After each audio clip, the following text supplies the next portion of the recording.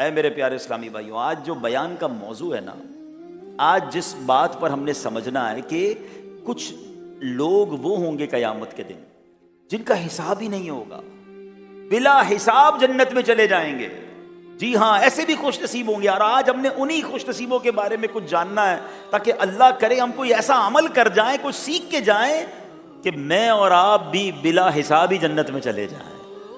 اچھا، کتنے لوگوں کو یہ انعام ملے گا؟ پہلے یہ سمجھتے ہیں۔ سرکار دو عالم علیہ الصلوۃ والسلام فرماتے ہیں، ترمذی شریف کی حدیث ہے، میرے رب کریم نے مجھ سے وعدہ فرمایا ہے کہ وہ میری امت میں سے 70,000 افراد کو بلا حساب اور بلا عذاب جنت میں داخل فرمائے گا، اور ان میں سے ہر 1000 کے ساتھ 70,000 اور ہوں گے، اور میرے رب کریم کی مٹھیوں میں سے جیسا اس کی شان کے لائق ہے 3 مٹھیاں مزید ہوں گی۔ اب سبحان اللہ، اس پہ جو شرح حدیث علماء نے بیان کی، پہلے 70,000 تو وہ ہوں گے جو نیک اعمال کی وجہ سے بے حساب جنتی ہوئے، دوسرے 70,000 وہ ہیں جو ان پہلوں کے طفیل، ان کے قرب کی وجہ سے، ان کی خدمت کی وجہ سے وہ بھی بے حساب جنت میں گئے۔ اچھا، جیسے گلدستہ ہوتا ہے، پھول ہوتے ہیں نا، آپ نے دیکھا اس میں پتیاں بھی ہوتی ہیں، ڈنڈیاں بھی ہوتی ہیں، مگر وہ سب گلدستے کا حصہ بن جاتی ہیں نا، پھولوں کی برکت سے اس گلدستے میں پتیاں بھی لگ جاتی ہیں، ڈنڈیاں بھی لگ جاتی ہیں۔ تو علماء فرماتے ہیں کہ ایسے بے شمار لوگ ہوں گے جو بخشے ہوئوں کے طفیل وہ بھی بخش دیے جائیں گے۔ ہاں، اچھوں کی صحبت اچھی، نیکوں کی دوستی اچھی، بخشے ہوئوں کا قرب اچھا، یہ جو اچھے ماحول میں بار بار بلایا جاتا ہے نا، کیا پتا ہمارے قریبی کوئی جنتی بیٹھا ہو، کوئی جنت میں بلا حساب جانے والا بیٹھا، اس کے ساتھ بیٹھنے کی برکت سے، اس کے ساتھ قافلے میں سفر کی برکت سے، اس کے ساتھ نیکی کی دعوت میں شامل ہونے کی برکت سے ہمارا بھی بیڑا پار ہو جائے۔ اللہ اکبر۔ اچھا، یہ لپ جو مٹھی سے بات ہوئی نا کہ اللہ کی طرف سے 3 اس کی شان کے لائق مٹھیاں بھی ہوں گی، یہ فرمایا لپ سے مراد ہے بے اندازہ، یعنی جب کسی کو بغیر گنے کچھ دینا ہوتا ہے نا، بندہ مٹھی بھر کے دے دیتا ہے۔ تو سبحان اللہ، فرمایا کہ حدیث متشابہات میں سے ہے، ورنہ رب تعالی مٹھی اور لپ سے، یعنی اس طرح کی ہمارے جسم میں جیسے ہاتھ اور مٹھی سے پاک ہے، مگر یہ مثال دی گئی کہ رب اور عطا فرمائے گا اور خوش نصیب چلے جائیں گے، مگر ابھی بھی اماؤنٹ پتہ نہیں چل رہی ہے، ٹوٹل کوانٹٹی اللہ جانے۔ مگر ایک اور حدیث سے اشارہ ملتا ہے، سرکار دو عالم علیہ الصلوۃ والسلام فرماتے ہیں، میری امت سے 70,000 بے حساب جنت میں داخل ہوں گے، اور ان کے طفیل ہر ایک کے ساتھ 70,000 اور، رب ان کے ساتھ 3 جماعتیں اور دے گا، معلوم نہیں ہر جماعت میں کتنے ہوں گے، اس کا شمار وہی جانے۔ مگر کچھ کیلکولیشن کر کے علماء بتاتے ہیں کہ اگر 70,000 ہیں، ہر ایک کے ساتھ 70,000 اور ہیں، تو سبحان اللہ 4 ارب 90 کروڑ افراد وہ ہوں گے جو بلا حساب جنت میں چلے جائیں گے۔ ہائے ہائے، تو کریم ہی جو ٹھہرا، تو کرم کے کیا ٹھکانے ہیں، تو کریم ہی جو ٹھہرا، تو کرم کے کیا ٹھکانے، تو نوازنے پہ آئے تو نواز دے زمانے۔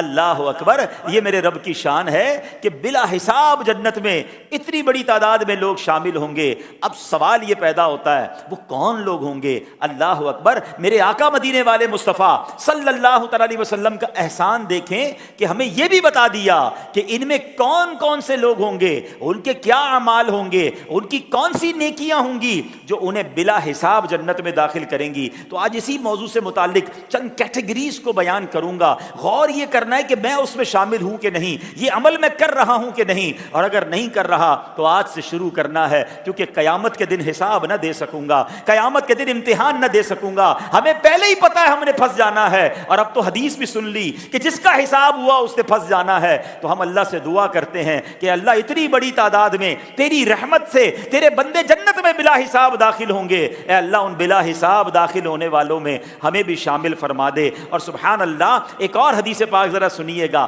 ہمیں اللہ سے گمان کیا رکھنا ہے۔ نبی پاک فرماتے انا عند ظن عبدی بی، خود رب فرماتا ہے، حدیث قدسی ہے، میں اپنے بندے کے گمان کے مطابق اس کے ساتھ معاملہ فرماتا ہوں، یعنی اس کے ساتھ ہوتا ہوں، یعنی جو اللہ پاک سے جیسا گمان رکھے گا اللہ اس کے ساتھ ویسا ہی فرمائے گا۔ تو ہمیں بھی اللہ سے یہ رحمت سے امید ہے کہ اللہ جب نبی پاک کا امتی بنایا ہے، ان سے محبت کرنے والا بنایا ہے، صحابہ اور اہل بیت کا غلام بنایا ہے، تو اے اللہ ہمیں بڑی امید ہے کہ ان بلا حساب جنت میں جانے والوں میں تو ہمیں بھی شامل فرمائے گا۔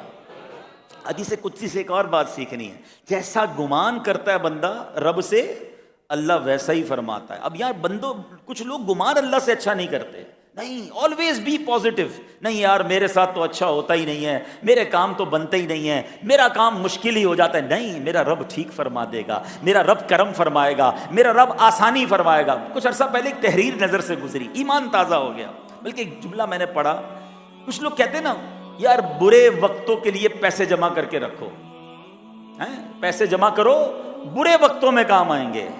ہائے ہائے ہائے، جملہ پڑھا، اس کا مطلب تم برے وقت کا انتظار کر رہے ہو، گمان رکھ کے بیٹھے ہو نا کہ برا وقت آئے گا اس لیے پیسے جمع کر رہے ہیں۔ نہیں، یہ کیوں کہتے ہو برا وقت آئے گا تو پیسے جمع کرنے ہیں؟ اگر پیسے جمع کرنے تو کہو مدینے جاؤں گا اس لیے جمع کر رہا ہوں، حج کروں گا اس لیے جمع کر رہا ہوں، اللہ دے گا تو غریبوں کی مدد کروں گا اس لیے جمع کر رہا ہوں، برے وقت کا انتظار ہی کیوں کرنا ہے؟ اس کا مطلب یہ ہوا بندہ اچھا گمان رکھے رب سے، ارے کریم کا بندہ ہوں، برا وقت آئے گا تو اپنی رحمت سے وہ خود ہی ٹال دے گا۔ خود فرمایا نا جیسا گمان ہے ویسا ملتا ہے۔ اللہ سے بھروسہ تو رکھو، اللہ سے اچھا گمان تو رکھو، پازیٹیو باتیں زبان سے نکالے نا، آلویز نیگیٹو، ہمیشہ الٹا سوچتے ہیں، نہیں ایسا نہیں ہونا۔ یہ ہمارے گھر کے خواتین بھی جو ہوتی ہیں وہ بھی سوچیں، نہیں پازیٹیو، اللہ کریم، اللہ رحیم، سب بہتر ہوگا، رب ہے، رب کی کرم سے سب انشاءاللہ بہتر ہو جائے گا، تو پھر دیکھیں انشاءاللہ بہتر ہی ہوگا انشاءاللہ۔ اب آتے ہیں، میں نے کہا ظاہر ہے کہ ایک بیان میں سارے ان لوگوں کی کیٹیگریز تو بیان نہیں کر سکوں گا، مگر چند باتیں سنتے ہیں۔ پہلا عمل بلا حساب جنت میں داخل ہونے والا، جو پہلا عمل علماء نے بیان کیا وہ ہے وقت پر نماز پڑھنا۔ مسلمانوں کی پیاری امی جان حضرت عائشہ صدیقہ طیبہ طاہرہ رضی اللہ تعالی عنہا فرماتی ہیں، اللہ پاک کے آخری نبی علیہ الصلوۃ والسلام فرماتے ہیں، اللہ پاک فرماتا ہے میرے بندے کا میرے ذمے کرم پر عہد ہے کہ اگر وہ وقت میں نماز قائم رکھے تو میں اسے عذاب نہ دوں اور بے حساب جنت میں داخل کر دوں۔ سبحان اللہ، سبحان اللہ۔ اس حدیث قدسی سے چند باتیں معلوم ہو رہی ہیں۔ پہلی بات کہ وقت پر نماز کی پابندی کرنے والے کو اللہ پاک عذاب نہیں دے گا۔ دوسری بات یہ کہ وقت پر نماز ادا کرنا بغیر حساب کے جنت میں لے جانے والا عمل ہے۔ تیسری بات نماز پڑھنا بڑی فضیلت والا عمل ہے۔ اور چوتھی بات کہ ہر مسلمان کو نماز کے اوقات کا خیال رکھنا چاہیے تاکہ وقت پر نماز ادا کی جا سکے۔ یاد رکھیے قرآن پاک میں رب ارشاد فرماتا ہے ان الصلاۃ کانت علی المؤمنین کتابا موقوتا۔ کیا فرمایا؟ ترجمہ کنز العرفان، بے شک نماز مسلمانوں پر مقررہ وقت میں فرض ہے۔ تو اب ہر عاقل و بالغ کو نمازوں کے وقت کا خیال رکھنا بڑا ضروری ہے۔ بعض نمازی بالکل پرواہ نہیں کرتے کب نماز کا وقت شروع ہوا کب ختم ہو گیا، کبھی کبھی فجر کا وقت ختم ہوتا ہے لوگ نمازیں پڑھ رہے ہوتے ہیں، پتہ ہی نہیں ہے کہ ٹائم کب ختم ہوا ہے۔ نہیں میرے پیارے اسلامی بھائیوں، سیدی اعلیٰ حضرت امام اہل سنت فرماتے ہیں وقت پہچاننا یعنی نماز روزے وغیرہ کی اوقات کی معلومات رکھنا تو ہر مسلمان پر فرض عین ہے۔ پتہ ہونا چاہیے کون سی نماز کا وقت، آج فجر کا وقت کب شروع ہوا، ختم کب ہوگا۔ مغرب کے اندر کنفیوژن ہو جاتی ہے لوگوں کو، عصر کے نماز پڑھ رہے ہوتے ہیں اذان مغرب ہو جاتی ہے، نہیں ٹائمنگ پتہ ہونی چاہیے۔ اچھا پہلے زمانے میں تھوڑا مشکل تھا کہ جناب مسجد کے اندر جا کر چارٹ دیکھنا ہے، اب تو موبائل پر اپلیکیشن آ گئی ہے، اور اللہ سلامت رکھے دعوت اسلامی والوں کی مجلس IT کو اتنی آسانی کر دی ہے پریئر ٹائم اپلیکیشن، اس میں تو آپ دنیا میں کہیں بھی ہیں، کسی گاؤں میں ہیں، گوٹھ میں ہیں، ملک میں ہیں، آپ کے موبائل میں وہ اپلیکیشن ہے، آپ لوکیشن آن کریں، جہاں موجود ہے وہاں ٹائم آپ کو نماز کا ٹائم پتہ چل جائے گا۔ پھر آپ اس میں الارم بھی رکھ سکتے ہیں کہ بھائی نماز کا وقت ہو تو مجھے الارم بجا دیں، بلکہ اس میں یہ بھی اب سافٹ ویئر آ گیا ہے کہ آپ اس میں آٹومیٹیکلی میوٹ بھی کر سکتے ہیں، یعنی آپ اس میں ڈال دیں جب بھی نماز کے جماعت کا ٹائم ہوگا آپ مسجد میں جائیں گے موبائل میوٹ ہو جائے گا، سائلنٹ ہو جائے گا، آپ بھول بھی گئے تو موبائل پہ بیل نہیں بجے گی۔ اتنے سارے اس میں ذکر و اذکار موجود ہیں اور کتنے آپشن موجود ہیں۔ تو اگر ابھی تک آپ نے یہ prayer time application download نہیں کی تو ڈاؤن لوڈ کیجئے اور اس کو بہت ساری برکتیں اس سے حاصل کریں گے۔ پہلا عمل کہ نماز کو وقت کے اندر ادا کرنا ہے۔ سرکار دو عالم علیہ الصلوۃ حضرت ابو درداء رضی اللہ تعالیٰ عنہ نے اپنے دوستوں سے کیا کہا؟ اگر تم چاہو تو میں ضرور قسم کھاؤں گا۔ پھر فرمایا اللہ پاک کی قسم جس کے سوا کوئی عبادت کے لائق نہیں، بے شک اللہ پاک کی بارگاہ میں سب بندوں سے زیادہ عظمت والے لوگ وہ ہیں جو رات دن سورج اور چاند کا دھیان رکھتے ہیں۔ ان کے دوستوں نے کہا اے ابو درداء اس سے کیا مؤذن مراد ہیں؟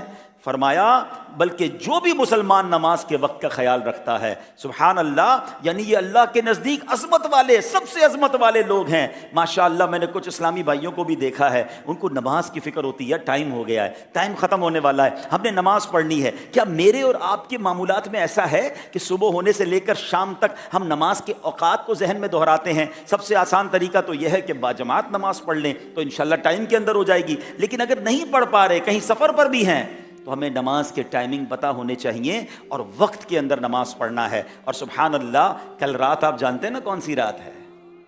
ہاں سبحان اللہ، شاہ دولہ بنا آج کی رات ہے۔ کل رات تو شب معراج ہے، کل انشاءاللہ تفصیل سے شب معراج کا ذکر کریں گے، مگر شب معراج کو تحفہ کیا ملا؟ نبی پاک کو رب نے اپنے پاس بلایا۔ یاد رکھیے، کائنات میں اللہ کے سب سے زیادہ محبوب کون ہیں، اللہ کو سب سے زیادہ پیارے کون ہیں؟ ہمارے آقا علیہ الصلوۃ والسلام۔ اب حبیب اللہ ہے نا، اب حبیب کو رب نے بلایا۔ اچھا، دنیا میں آپ کے گھر پر آپ کا کوئی سب سے پسندیدہ شخص آ جائے جس کو آپ سب سے اچھا جانتے ہو، تو آپ اس کو تحفہ کون سا دیں گے؟ سب سے اچھا تحفہ دیں گے، سب سے پیارا تحفہ دیں گے۔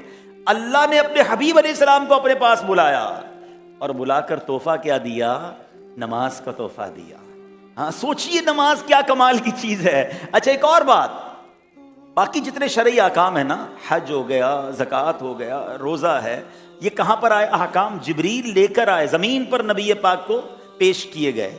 اللہ اکبر، نماز کہاں ملی؟ اللہ نے اپنے پاس بلا کر، اللہ اکبر، لا مکان کی سیر کروا کر اپنے حبیب کو نماز کا تحفہ دیا۔ اور سبحان اللہ، نمازیں تو 50 فرض ہوئی تھیں۔ پھر تو حضرت موسیٰ علیہ السلام نے عرض کی حضور بہت زیادہ ہیں، واپس جائیے، انشاءاللہ تفصیلاً تو کل سنیں گے۔ تو کیا ہوا تھا؟ بار بار جا کر یہ 5 ہو گئیں، مگر حکم کیا ہوا؟ لا تبدیل لکلمات اللہ، اے محبوب ہمارے کلمات بدلتے نہیں۔ 50 نمازیں فرض ہوئیں، اب تیری امت 5 پڑھے گی اور ثواب 50 کا ہی عطا کیا جائے گا۔ ایسی کمال کی عبادت ہے۔ اور اس کی نماز قضا کیسے ہو جاتی ہے لوگوں کی؟ نماز تو شوق سے پڑھنی چاہیے، سبحان اللہ، معراج کا تحفہ ہے۔ اور ایک اور مزے کی بات بتاؤں، معراج کی رات ہمارے آقا علیہ السلام نے رب کا دیدار کیا نا، ہائے ہائے ہائے، آپ کو پتہ ہے میرے اور آپ کے بھی دیدار کا انتظام کر کے آئے ہیں۔ ہائے ہائے، ہم تو امتی ہے نا، ہمارا بھی تو جی چاہتا ہے جسے رب نے بنایا ہے، جو اس کائنات کا خالق ہے، ہم بھی اسے دیکھیں۔ سنو، جو 5 وقت نماز کا پابند ہوگا اسے بروز قیامت اللہ کا دیدار کروایا جائے گا۔ تو نماز تو مومن کی معراج ہے، تو انشاءاللہ نیت کریں کہ اب نماز قضا نہیں ہوگی انشاءاللہ۔ اچھا، اب تو بغیر حساب بھی تو جانا ہے نا جنت میں، حساب تو دے نہیں سکتے، تو یہ حساب بلا حساب جنت میں جانے والا عمل ہے کہ وقت پر نماز پڑھنا، ٹائملی نماز پڑھنا۔ اچھا، اب آتے ہیں دوسرا عمل، اور وہ عمل فرمایا وہ ہے تقوی۔ جو تقوی اپنا لیتا ہے، اللہ کریم اسے بلا حساب جنت عطا فرماتا ہے۔ اب قرآن پاک میں تقوی کے بارے میں کیا ارشاد فرمایا؟ اللہ فرماتا ان المتقین فی جنات وعیون ادخلوها بسلام آمنین۔ آسان ترجمہ قرآن کنز العرفان، بے شک متقی لوگ باغوں اور چشموں میں ہوں گے، حکم ہوگا ان میں سلامتی کے ساتھ امن و امان سے داخل ہو جاؤ۔ اللہ اکبر۔ اسی طرح ایک اور جگہ اللہ قرآن میں ارشاد فرماتا ہے ان العاقبۃ للمتقین، بے شک اچھا انجام پرہیزگاروں کے لیے ہے۔ ایک اور مقام پر فرمایا گیا اعدت للمتقین، وہ پرہیزگاروں کے لیے جنت تیار کی گئی ہے۔ کیا جنت؟ سبحان اللہ، جنت تیار ہی پرہیزگاروں کے لیے، متقین کے لیے کی گئی ہے۔ سبحان اللہ۔ اب تقوی کس کو کہتے ہیں؟ بعض اوقات ذہن میں سوال آتا ہے کہ ارے اس کا ذکر تو بہت ہوتا ہے کہ متقی لوگ اللہ کے پسندیدہ لوگ ہیں، تقوی اختیار کرو، مگر بعض اوقات تقوی کی تعریف نہیں پتہ ہوتی۔ Now listen carefully, what is the definition of تقوی؟ تقوی کی تعریف کیا ہے؟ ایک روز مسلمانوں کے دوسرے خلیفہ حضرت عمر فاروق اعظم رضی اللہ تعالیٰ عنہ نے حضرت کعب الاحبار سے فرمایا اے کعب بتائیے تقوی کیا ہے؟ حضرت کعب الاحبار نے کیا پیارا جواب دیا۔ آپ کہتے ہیں اے امیر المومنین، کیا کبھی ایسے راستے سے گزرے ہیں جس میں کانٹے دار جھاڑیاں ہوں؟ فاروق اعظم رضی اللہ تعالیٰ نے کہا کہ ہاں بالکل میرا ایک ایسے راستے سے گزر ہوا ہے جہاں کانٹے دار جھاڑیاں ہوں۔ حضرت کعب نے عرض کیا تب آپ ایسے راستے سے گزرتے کیسے ہیں؟ یعنی آپ راستے سے گزریں اور کانٹے دار جھاڑیاں ہوں۔ اب یہی سوال میں اگر میں آپ سب سے کروں کہ آپ کا بھی کسی ایسے راستے سے گزر ہو جہاں رائٹ پہ بھی جھاڑیاں ہیں، لیفٹ پہ بھی جھاڑیاں ہیں، اور آپ کو لگتا ہے یہ مجھے زخمی کر دیں گی یا کپڑے پھاڑ دیں گی، تو حضرت عمر فاروق کہتے ہیں کہ میں کانٹوں سے بچتا ہوں، اپنے کپڑے سمیٹ لیتا ہوں۔ اللہ اکبر۔ حضرت کعب کہتے ہیں ذالک التقوی، اے امیر المومنین بس یہی تقوی ہے۔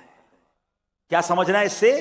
کہ ہم اللہ پاک، ہم جب اس دنیا میں آئے نا، اللہ کریم نے ہمیں پاکیزہ روح عطا فرمائی ہے، پاک صاف دل عطا فرمایا۔ اب ہم اس دنیا سے گزر کر آخرت کی طرف جا رہے ہیں، گویا دنیا راستہ ہے، کانٹے دار جھاڑیاں رائٹ لیفٹ پر موجود ہیں، ایک طرف شیطان ہے، ایک طرف نفس ہے، ایک طرف مال کی محبت ہے، ایک طرف دنیا کی محبت ہے، حسد ہے، بغض ہے، کینہ ہے، دنیا کی شہوات ہیں، ہر طرف کانٹے ہیں۔ اللہ اکبر۔ اب زندگی کا یہ سفر ہے، اپنی پاکیزہ روح کو، اپنے ایمان کو، اپنے نفس کو ہم نے بچا کر گزرنا ہے، بس اسی کا نام تقویٰ ہے۔ اپنے کپڑے سمیٹ لینے ہیں، اپنے آپ کو سمیٹنا ہے۔ کبھی نفسانی خواہشات بلا رہی ہیں، کبھی جناب گناہ بلا رہے ہیں، کبھی اللہ معاف کرے تو ایسے دوست آ جاتے ہیں جو کہتے چلو چلو، ارے سب چلتا ہے۔ کبھی گھر میں کوئی شادی آتی ہے تو خاندان والوں کو خوش کرنے کے لیے بندہ گناہوں کی طرف چڑھ پڑتا ہے۔ کبھی کمائی کے دوران کوئی حرام کام سامنے آتا ہے، بندہ کہتا ہے تھوڑا ہی تو جھوٹ بولنا ہے، تھوڑی تو بےایمانی کرنی ہے، تھوڑا ہی دھوکہ دینا ہے۔ جب بھی ایسا کرنے کو جی چاہے تو سمجھ لو راستہ چلتے چلتے کوئی جھاڑی آ رہی ہے، کوئی اعمال کو برباد کرنے کے لیے، مجھے برباد کرنے کے لیے جھاڑی آئی ہے، اور مجھے بچ کر نکلنا ہے، کسی طرح اپنے آپ کو بچانا ہے، کیونکہ اصل منزل آخرت ہے۔ سبحان اللہ۔ پھر قرآن کا وعدہ سنیے، اعدت للمتقین، فرمایا پرہیزگاروں کے لیے تیار کی گئی ہے۔ کیا؟ جنت تیار ہے، یہ راستہ گزر کر جنت میں جانا ہے۔ اے میرے اسلامی بھائیوں، اگر اس جنت میں داخل ہونا ہے، آخرت کے خزانوں کو حاصل کرنا ہے، تو یہ راستہ خیریت سے گزارنا ہوگا۔ بدقسمتی یہ ہے کچھ لوگ ان جھاڑیوں میں الجھ جاتے ہیں، کوئی ادھر نکل جاتا ہے، کوئی ادھر نکل جاتا ہے، اور تقویٰ سے دور ہو جاتا ہے۔ اور آپ نے حدیث پاک سنی کہ جو تقویٰ اختیار کرتا ہے اللہ اسے بلا حساب جنت میں داخل فرمائے گا۔ اے میرے پیارے اسلامی بھائیوں، تقویٰ کی ایک اور تعریف بھی علماء بیان کرتے ہیں کہ بندہ جس طرح لوگوں کے سامنے گناہ کرنے سے ڈرتا ہے، اس طرح ہمیں اکیلے میں بھی گناہوں سے ڈرنا ہے۔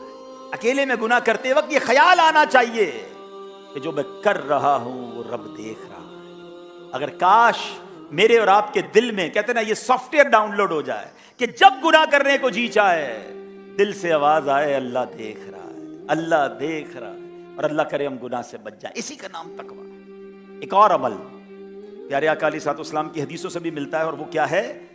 معاف کرنا، درگزر کرنا۔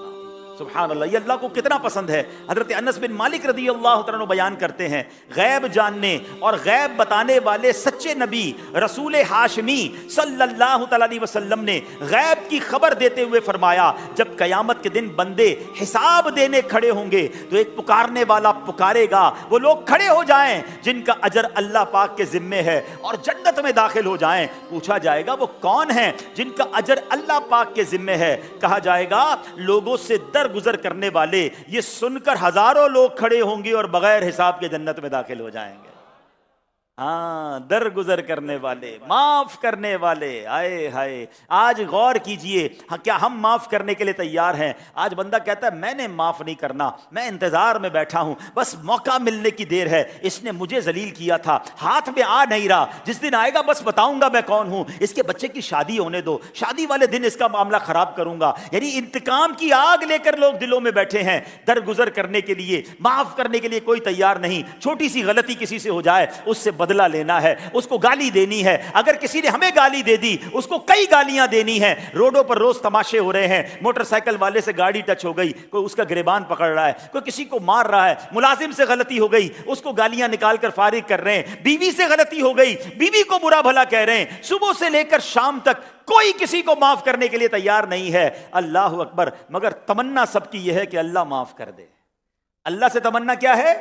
اللہ ہمیں معاف کر دے، میں کسی کو معاف نہیں کروں گا۔ بتاؤ نا یہ کیسی زندگی ہے؟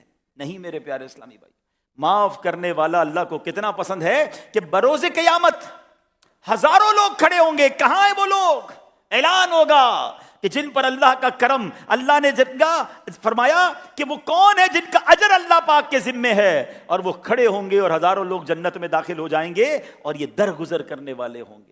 پلیز اپنی زندگی میں شامل کر لو نا، غلطی ہو گئی کوئی بات نہیں، معاف کیا یار، انسان ہے، ہو گئی غلطی، انسانوں سے ہی غلطی ہوتی ہے، مگر وہ لوگ جو بدلے کی آگ میں جل رہے ہیں، خاندانی دشمنیوں کی آگ میں جل رہے ہیں، بلکہ اپنے بچوں کو وصیت کرتے ہیں، دیکھو اس کے خاندان کے پاس مت جانا، ان سے بات مت کرنا، تم نے اپنے والد کا بدلہ لینا ہے۔ ہم کدھر جا رہے ہیں؟ ہمارا اسلام یہ نہیں سکھاتا۔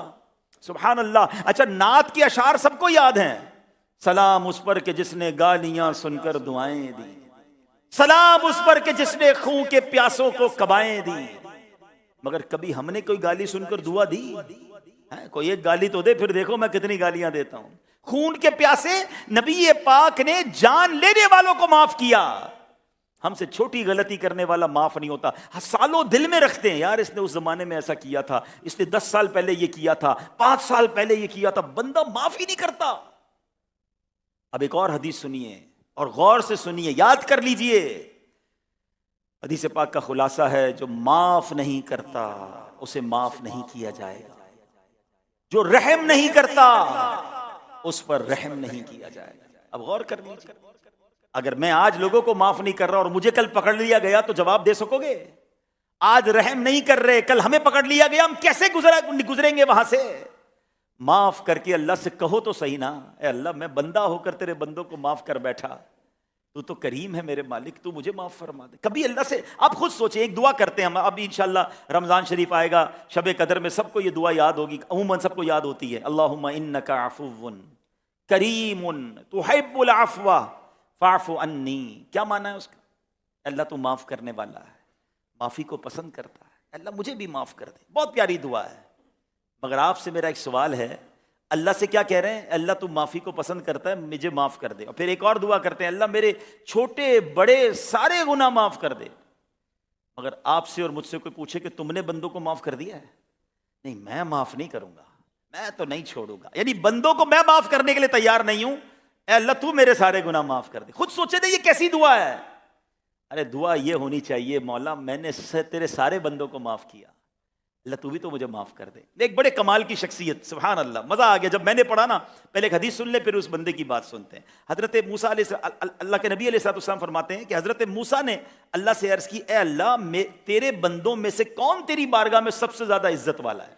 اچھا، کچھ لوگ اس لیے بھی معاف نہیں کرتے کہ یار عزت کم ہو جائے گی، بدلہ نہیں لیا تو لوگ کیا کہیں گے کہ میرے اندر تونگری نہیں ہے، میرا کوئی مقام نہیں ہے۔ نہیں جناب، معافی مانگنے سے یا معاف کرنے سے عزت کم ہو جاتی ہے۔ مولانا صاحب یہ فارمولہ اپنے پاس رکھو، جب ہم سمجھاتے تو لوگ یہ باتیں کرتے ہیں۔ سنو، اللہ سے سوال کیا حضرت موسیٰ علیہ السلام نے، یا اللہ تیرے نزدیک سب سے زیادہ عزت والا کون؟ ارشاد فرمایا، وہ بندہ جو بدلہ لینے پر قادر ہونے کے باوجود معاف کر دے۔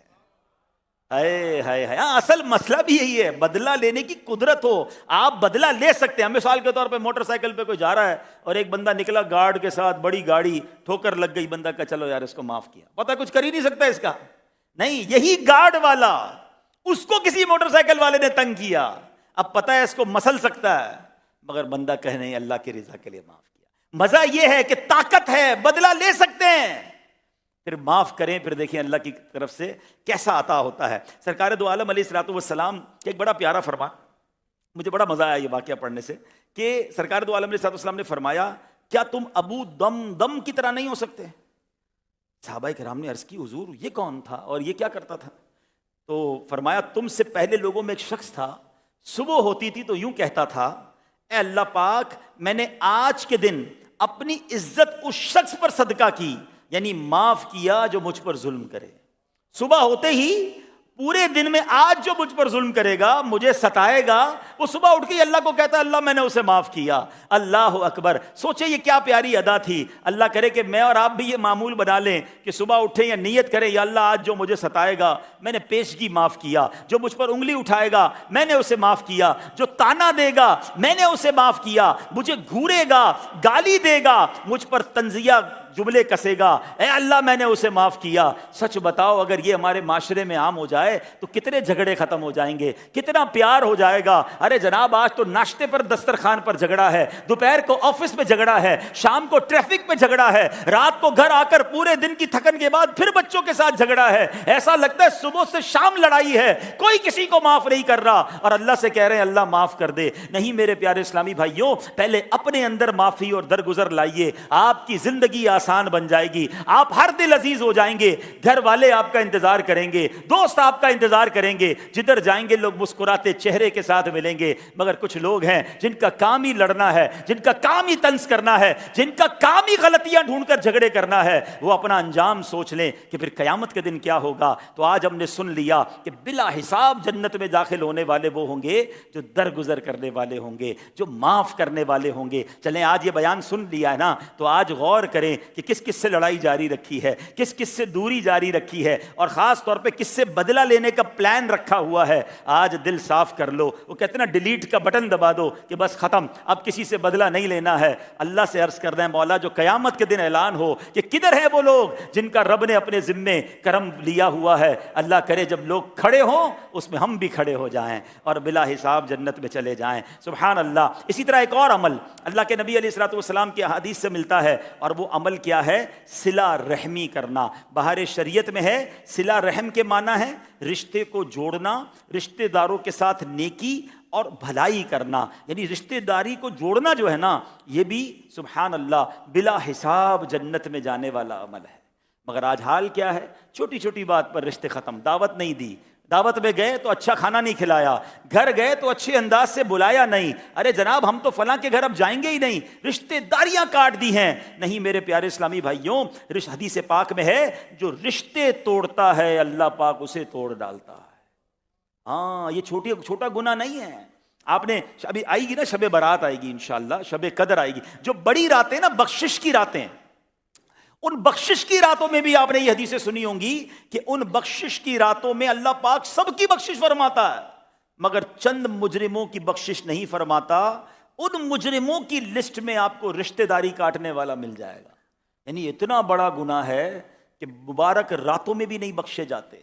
تو پلیز اگر رشتے توڑے ہیں، اگر رشتہ، ہاں کچھ شرعی مجبوری ہے، اللہ نہ کرے رشتہ داروں میں کوئی ایسا ہے جو معاذ اللہ رسول یا صحابہ اور اہل بیت سے اس کے معاملات دوسرے ہیں، اس کا دماغ ٹھیک نہیں ہے، اس کا عقیدہ ٹھیک نہیں، پھر الگ بات ہے۔ لیکن اگر ایسا مسئلہ نہیں ہے تو چھوٹی چھوٹی باتوں پر کیوں آپ نے رشتے توڑیں؟ ختم کریں، کیونکہ رشتہ داری توڑنے والا اللہ کو سخت ناپسند ہے، اور رشتہ داری نبھانے والا، صلہ رحمی، اپنے رشتہ داروں کی ہیلپ کریں۔ دیکھیں رشتہ داروں میں کوئی غریب ہے کہ نہیں؟ روایتوں میں آتا ہے بندہ اپنے رشتہ داروں کو صدقہ دے تو ڈبل ثواب ملتا ہے، ایک صدقے کا ثواب بھی ملتا ہے، ایک صلہ رحمی کا ثواب بھی ملتا ہے۔ اچھا پھر کافی لوگ ہوتے ہیں جن کو اللہ نے نوازا ہوتا ہے، وہ خوب بانٹتے غریبوں میں، اچھی بات ہے، بانٹنا چاہیے، مگر یہ روایت یاد رہے، حدیثوں میں آتا ہے جس کا مضمون ہے کہ جو اللہ کریم ان لوگوں پر قیامت کے دن نظر رحمت نہیں فرمائے گا، وہ کون ہوں گے؟ جو غیروں کو بانٹتے رہیں، ان کے اپنے پریشان ہوں۔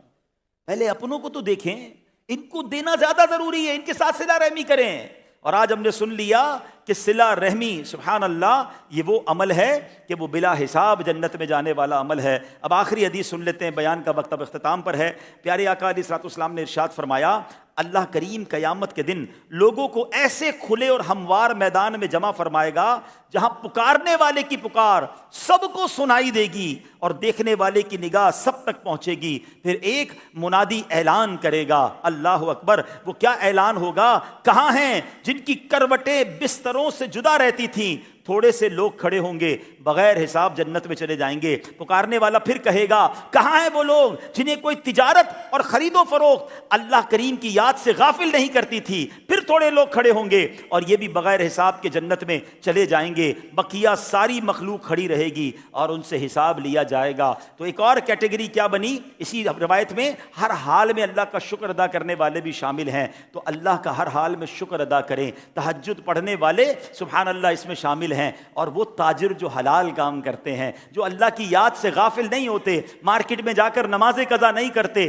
جھوٹ نہیں بولتے، بلکہ تجارت کے ساتھ ساتھ سچ بولتے ہیں، نمازیں پابندی سے پڑھتے ہیں، حرام کاموں سے بچتے ہیں، سبحان اللہ، یہ بھی بلا حساب جنت میں جائیں گے۔ تو اے میرے پیارے اسلامی بھائیوں، مزید بھی اس کی بڑی تفصیل موجود ہے، میں ایک رسالہ آپ کو بتانا چاہتا ہوں، اور اس رسالے کا نام ہی یہی ہے کہ بلا حساب جنت میں لے جانے والے اعمال، اسی طرح کا نام ہے اس رسالے کا۔ تو میری گزارش ہے کہ مکتبۃ المدینہ سے یہ رسالہ حاصل کر لیں، نام ہے بے حساب مغفرت کے اعمال۔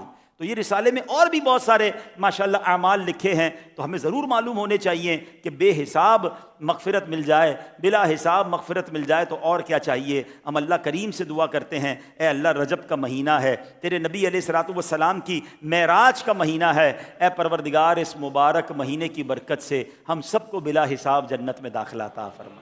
قیامت کے دن ہم سے حساب نہ لیجیو، کیونکہ ہم حساب دینے کے قابل بھی نہیں ہیں۔ اے میرے پیارے اسلامی بھائیوں، اب سبحان اللہ، کل کی رات پاکستان میں اور دنیا کے کئی ملکوں میں شب معراج ہے، اور شب معراج میں ہمیں کچھ نیک اعمال کرنے ہیں۔ حدیث پاک میں آتا ہے رجب میں ایک رات ہے، اس میں نیک عمل کرنے والے کے لیے 100 سال کی نیکیوں کا ثواب لکھا جاتا ہے، اور وہ رجب کی 27ویں شب ہے، جو اس میں 12 رکعت اس طرح پڑھے۔ اب کل ہم نے 12 رکعت پڑھنی ہے، مغرب سے لے کر، مغرب کے بعد سے لے کر صبح صادق سے پہلے پہلے، فجر کا ٹائم شروع ہونے سے پہلے پہلے اس کو پڑھ لیں۔ وہ کیا ہے؟ ہر رکعت میں سورہ فاتحہ اور اس کے ساتھ کوئی ایک سورت، اور ہر 2 رکعت پر اتحیات پڑھے، اور 12 رکعت پوری ہونے پر سلام پھیرنا ہے، یعنی ایک ہی سلام سے یہ 12 رکعت پڑھنی ہے۔ اور جب یہ 12 رکعت پوری ہو جائے تو 100 بار سبحان اللہ والحمد للہ ولا الہ الا اللہ واللہ اکبر یہ پڑھنا ہے۔ 100 بار استغفار پڑھنا ہے، استغفر اللہ ربی من کل ذنب واتوب الیہ یہ پڑھ لیں، یا استغفر اللہ پڑھ لیں، اور 100 بار درود شریف، کوئی بھی درود شریف جو آپ کو یاد ہے وہ پڑھ لیں، اور پھر اپنی دنیا اور آخرت کی متعلق جس چیز کی چاہے دعا مانگے، اور صبح کو روزہ رکھے تو اللہ پاک اس کی سب دعائیں قبول فرمائے، سوائے اس دعا کے جو گناہ کے لیے ہو۔ یعنی اگر معاذ اللہ کوئی گناہ کی دعا مانگے گا تو وہ قبول نہیں ہوگی، باقی جو دعا مانگے گا۔ اب کام کیا کرنا ہے؟ کل رات عبادت میں گزارنی ہے، یہ 12 رکعت نفل پڑھنے ہیں، پرسوں انشاءاللہ روزہ رکھنا ہے، تو اللہ نے چاہا دعائیں قبول ہوں گی، مشکلیں ٹلیں گی، اور بہت سارا ثواب ملے گا۔ 27ویں رجب کا جو روزہ ہے، سبحان اللہ، حضرت سلمان فارسی سے مروی، نبی پاک علیہ السلام نے فرمایا رجب میں ایک دن اور رات ہے، جو اس دن روزہ رکھے اور رات کو قیام یعنی عبادت کرے تو گویا اس نے 100 سال کے روزے رکھے۔ اور یہ رجب کی 27 تاریخ ہے، تو کل رات عبادت میں اور پرسوں کا دن روزے میں انشاءاللہ 100 سال کے روزہ کا ثواب ہے۔ تو انشاءاللہ کل رات عالمی مدنی مرکز میں بھی اور پوری دنیا میں الحمدللہ دھوم مچی ہوئی ہے، سرکار کی معراج کی رات ہے، عاشقان رسول جھوم رہے ہیں۔ تو کل انشاءاللہ یہاں عظیم الشان اجتماع ذکر و نعت ہوگا، 8 بجے عشاء کی جماعت ہے، 8:30 بجے یہاں پر تلاوت نعت کا سلسلہ ہوگا، بیان ہوگا، اور سبحان اللہ پھر امیر اہل سنت کی جلوہ گری ہوگی، امیر اہل سنت مدنی مذاکرہ فرمائیں گے، ذکر معراج بھی فرمائیں گے، علم دین پر مبنی سوال و جواب بھی ہوں گے، اور وقت مناسب پر قصیدہ معراج بھی پڑھا جائے گا۔ تو کل رات دھوم دھام سے عالمی مدنی مرکز میں منائیں، مدنی چینل کے ناظرین مدنی چینل پر شامل رہیں، اور سبحان اللہ اب آخر میں انشاءاللہ ہم ایک دعا بھی پڑھ لیتے ہیں جو رجب میں میرے آقا دعا فرمایا کرتے، اللہم بارک لنا فی رجب وشعبان وبلغنا رمضان۔ کتنا پیارا ترجمہ ہے، اے اللہ پاک تو ہمارے لیے رجب اور شعبان میں برکتیں عطا فرما اور ہمیں رمضان تک پہنچا، آمین آمین بجاہ النبی الامین صلی اللہ تعالی علیہ وسلم۔ اب انشاءاللہ ہر جمعرات کو دعوت اسلامی کے ہفتہ وار اجتماع میں کچھ دعائیں اور کچھ درود پڑھائے جاتے ہیں، آئیے مل کر پڑھتے ہیں۔ بزرگوں نے فرمایا جو شخص ہر شب جمعہ اور جمعرات کی درمیانی رات یہ درود شریف پابندی سے کم از کم 1 مرتبہ پڑھے، موت کے وقت سرکار دو عالم علیہ الصلوۃ والسلام کی زیارت کرے گا، اور قبر میں داخل ہوتے وقت بھی یہاں تک کہ وہ دیکھے گا کہ سرکار مدینہ صلی اللہ تعالی علیہ وسلم اسے قبر میں اپنے رحمت بھرے ہاتھوں سے اتار رہے ہیں۔ مل کر پڑھ لیتے ہیں، اللہم صلی وسلم وبارک علی سیدنا محمد النبی الامی الحبیب العالی القدر العظیم الجاہ وعلی آلہ وصحبہ وسلم۔ حضرت انس رضی اللہ تعالیٰ عنہ سے روایت ہے کہ تاجدار مدینہ صلی اللہ تعالیٰ علیہ وسلم نے فرمایا، جو شخص یہ درود پاک پڑھے، اگر کھڑا تھا تو بیٹھنے سے پہلے، بیٹھا تھا تو کھڑے ہونے سے پہلے اس کے گناہ معاف کر دیے جائیں گے۔ مل کر پڑھ لیں، اللہم صلی علی سیدنا و مولانا محمد وعلی آلہ وسلم۔ جو یہ درود پاک پڑھتا ہے اس پر رحمت کے 70 دروازے کھول دیے جاتے ہیں۔ آئیے ہم بھی یہ رحمتوں والا درود پڑھ لیتے ہیں۔ صلی اللہ علی محمد